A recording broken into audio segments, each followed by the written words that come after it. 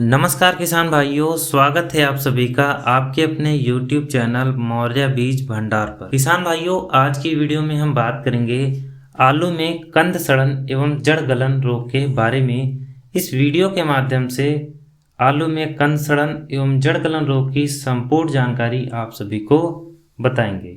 किसान भाइयों, अगर हम आलू में कंद सड़न रोग की बात करें तो यह रोग ज़्यादातर शुरुआती अवस्था में लगता है।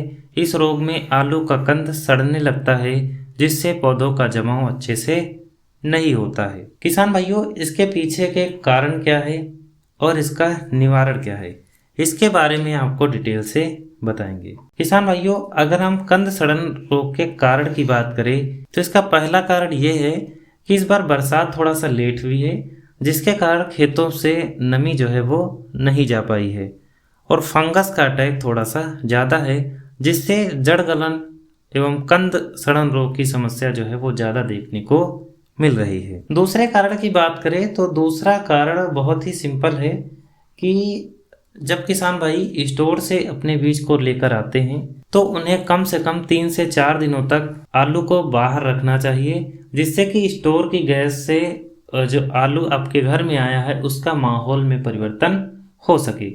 उसके बाद ही आप बीज शोधन की दवा लगाएं। लेकिन किसान भाई क्या करते हैं, स्टोर से लाने के तुरंत बाद ही उसमें बीज शोधन की दवा लगा देते हैं और उसके बाद उसकी कटाई प्रारंभ कर देते हैं। कटाई प्रारंभ करने के बाद भी वो उन्हें अच्छे से सुखाते नहीं हैं। उसके बाद वो कट्टों में भरकर रख देते हैं, जिसके कारण आलू के जो कंद आपने काटे हुए हैं उसमें सड़न धीरे धीरे प्रारंभ हो जाती है, जिसके कारण जब आप उनकी खेतों में बुआई करते हो तो वहां पर कंद सड़न की समस्या जो है वो देखने को मिलती है। ये तो बात हुई कारण की कि आलू में किन कारणों की वजह से कंद सड़न रोग जो है वो लग सकता है। लेकिन अगर हम इसके निवारण की बात करें या इसकी रोकथाम की बात करें तो इसका रोकथाम हम किस प्रकार से कर सकते हैं, इसके बारे में आगे आपको बताएंगे। किसान भाइयों, अगर हम आलू में जड़ गलन रोग की बात करें तो यह रोग खेत में कहीं कहीं पर दिखाई देते हैं। आरंभ में पौधे के ऊपर की पत्तियां मुरझा जाती हैं तथा 24 घंटे के अंदर अंदर पौधा पूर्ण रूप से मुरझा जाता है, वह मर जाता है। रोगग्रस्त पौधे को उखाड़ कर देखा जाए तो उनकी जड़ें कुछ चिपचिपी सी गली हुई सी लगती हैं तथा छाल भी उतरने लगती है। जैसे आप यहाँ पर ये पिक देख सकते हो कि शुरुआती अवस्था में अगर आपके खेत में कंद सड़न रोग की समस्या है तो ये जो अपने आलू की बुआई की है, इसमें ये जो कंद है वो धीरे धीरे यहाँ पर चिपचिपाहट देना प्रारंभ कर जाता है और शुरुआत में ही सड़ने लगता है। हालांकि खेत में बोने पर थोड़ा बहुत जमाव तो हो जाता है, लेकिन बहुत सारे किसान भाइयों के खेतों में जमाव की भी समस्या आने लगती है। तो आप जब भी स्टोर से अपने बीज को लेकर आओ तो कम से कम 4 से 5 दिन उसे सूखने दो। उसके बाद बीज शोधन करो और बीज शोधन के बाद आपको तभी आलू को काटना है जब वो जो आपने दवाई लगाई है वो अच्छे से सूख जाए। उसके बाद सूखने के बाद अपने आलू को काटना है और काटने के बाद उसे अच्छे से फैला देना है, जिससे कि आपने जो कंदों को काटा है वो अच्छे से सूख जाए। उसके बाद आप उसकी बुआई कीजिए तो इस प्रकार की समस्या आपको देखने को नहीं मिलेगी। दूसरा है किसान भाइयों जड़ गलन।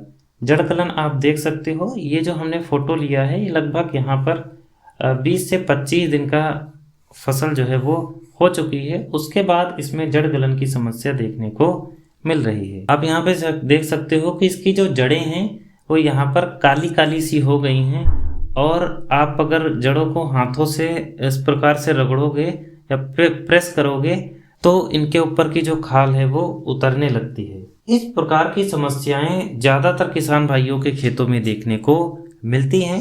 इस बार कुछ समस्या ये ज़्यादा ही देखने को मिल रही हैं। किसान भाइयों, इसकी रोकथाम हम किस प्रकार से कर सकते हैं, इसके बारे में आपको डिटेल से बताएंगे। किसान भाइयों, अगर हम इसकी रोकथाम की बात करें तो इसका रोकथाम करना बहुत ही जरूरी होता है, वरना फसल को काफ़ी ज़्यादा नुकसान होता है। इसकी रोकथाम के लिए बहुत सारे तरीकों का इस्तेमाल आप कर सकते हो।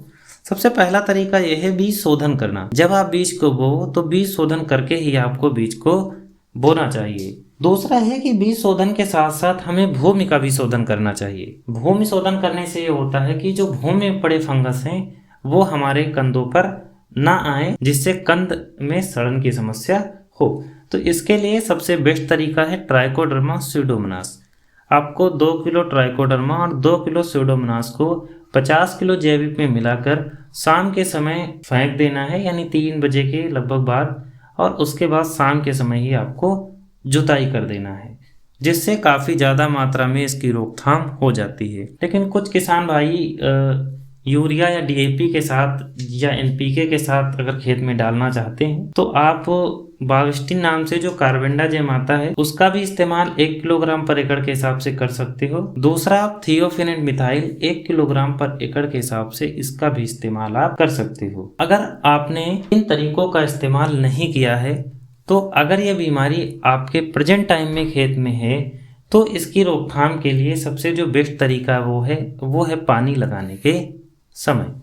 पानी लगाने के समय आप बाविस्टिन 1 किलोग्राम पर एकड़ के हिसाब से यूज में ले सकते हो। दूसरा, अगर आप बाविस्टिन लेना ना चाहो तो आप थियोफिनेट मिथाइल 1 किलोग्राम पर एकड़ के हिसाब से ले सकते हो। तो इसको डालने का बेस्ट तरीका यह है कि आप 5 से 10 किलो खाद ले सकते हो, यूरिया भी ले सकते हो, क्योंकि आपको ज़्यादा यूरिया 1 एकड़ में नहीं डालना है, क्योंकि इससे सड़न की समस्या थोड़ा सा बढ़ सकती है। तो अगर आप यूरिया का प्रयोग ना करना चाहो तो आप 10 से 20 किलो मिट्टी ले सकते हो और मिट्टी में इसे अच्छे से मिक्स करके पूरे खेत में फेंक देना है, और फेंकने के बाद आपको पानी लगा देना है। ये भी एक बेस्ट तरीका होता है। दूसरा ये है कि जिन किसान भाइयों ने अपने खेतों में पानी भी लगा दिया है और लगाने के बाद उनके खेत में पर्याप्त नमी है तो वो दोबारा पानी को ना लगाएं।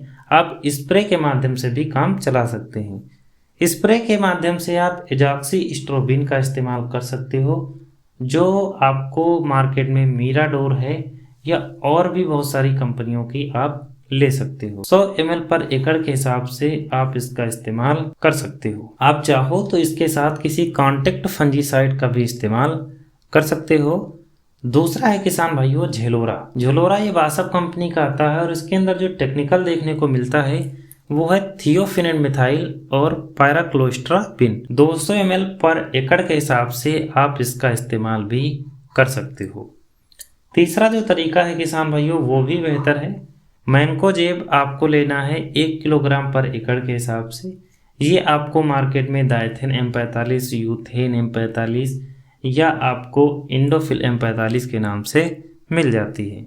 हमारी एरिया में जो सबसे ज़्यादा बिकने वाला प्रोडक्ट है वो इंडोफिल M45 ही है। तो उसके साथ आपको लेना है कॉपर ऑक्सीक्लोराइड 500 ग्राम पर एकड़ के हिसाब से। कॉपर किसान भाइयों आप किसी अच्छी कंपनी का लीजिए, मेरे रिकमेंड से तो आप टाटा कंपनी का लो तो बहुत ही बेहतर रहेगा। इसका इस्तेमाल भी आप कर सकते हो। इसके इस्तेमाल के लिए अगर मैं बेस्ट तरीकों की बात करूँ तो आप ड्रेंचिंग के माध्यम से अगर इसके देते हो तो बहुत ही बेहतर रिजल्ट आपको देखने को मिलते हैं। ड्रेंचिंग का मतलब ये है कि आपको एक एक पौधे के पास पानी देना है, वो भी बहुत समय नहीं लगेगा। आप अपने जो मशीन का नोजल है उसको आगे से हटा दीजिए और जो आगे की डंडी होती है उसकी मदद से आप पूरे पौधे पर इस प्रकार से दिखाते चले जाइए। इससे खेत में ड्रेंचिंग भी हो जाएगी और रोकथाम जो है थोड़ा अच्छे तरीके से हो जाएगी। चौथा जो किसान भाइयों तरीका है वो भी बेहतर है कि आप जो रेडोमिल गोल्ड आती है उसका भी इस्तेमाल कर सकते हो। एक पुड़िया जो है वो 50 ग्राम की होती है, एक टंकी में डालकर आप उसका भी इस्तेमाल